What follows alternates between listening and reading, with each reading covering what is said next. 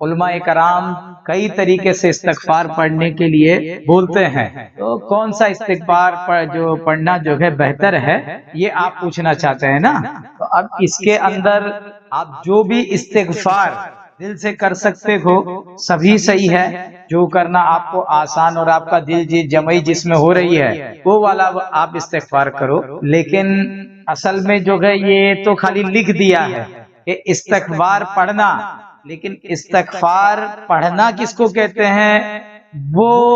علماء کو نہیں معلوم ہے۔ وہ کہتے ہیں صرف زبان سے یہ الفاظ ادا کر لینا، زبان سے صرف الفاظ ادا کر لینا، خالی اتنا ہی تو اتنا نہیں ہے، وہ زبان کے ساتھ الفاظ جو گئے، الفاظ کے جو معنی ہے اس کے معنی کے سمندر میں ڈبکی لگا لینے کا نام جو ہے استغفار کرنا ہے۔ تو پہلے جو بھی آپ استغفار پڑھنے جا رہے ہو اس کا مطلب سمجھو، اس مطلب کے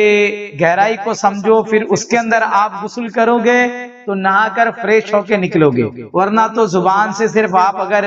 1000 مرتبہ کہہ لو اور دوبارہ جو گئے آپ وہی گٹر میں ڈبکی لگا کے آؤ تو آپ پاک تو ہونے والے نہیں ہو۔ تو استغفار پڑھنا، تو استغفار کے جو الفاظ ہے اس کو سمجھنا، پیر کامل کی بارگاہ بیٹھ کر کے اس کی گہرائی کو سمجھو، پھر ان کی اجازت سے اب استغفار کرو اور اس میں ڈبکی لگا کے آؤ، تو اب ایسی پاکی آئے گی اندر، ایسا حسن آئے گا کہ آپ کو تب سمجھ میں آئے گا کہ استغفار کیا چیز ہے اور اس کی حقیقت کیا ہے۔ تو استغفار کرنے کا مطلب صرف یہ نہیں ہے کہ ہم نے زبان ہلا لیا، استغفار کا مطلب ہے کہ اس کے معنی مفاہیم کے ساتھ وہ ہونا چاہیے۔ جیسے فور ایگزامپل کسی نے آپ کو گالی دے دیا تو دیکھو اس نے جیسے گالی دیا اور آپ کو جو ہے نا کچھ بھی اثر نہیں پڑا تو سامنے والے کو مزہ آئے گی گالی دینے میں؟ ہاں، اس نے گالی دے دیا اور تمہارا پورا چینل چینج ہو گیا، تمہارے پورے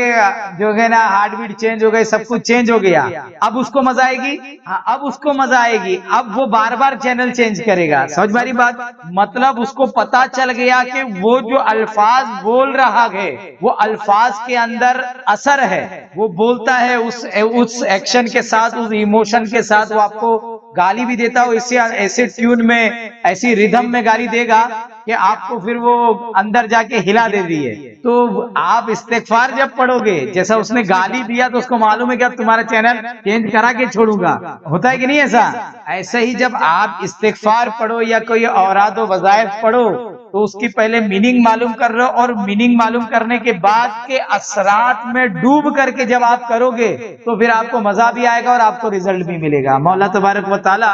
آپ کو استغفار کیسے کرنا چاہیے وہ سمجھنے کی توفیق عطا فرمائے اور کرنے کی توفیق عطا فرمائے۔